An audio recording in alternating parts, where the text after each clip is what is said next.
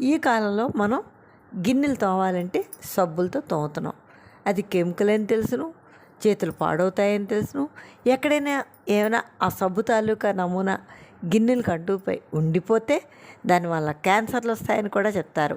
అయినా ఇంకో మార్గం లేదు, వాటితోటే మనం తోముకుంటున్నాం. కాకపోతే ఇప్పుడు వీడియోలో చూపిస్తున్నది చూడండి, ఆ కుక్కర్ ఎలా ఉందో చూడండి.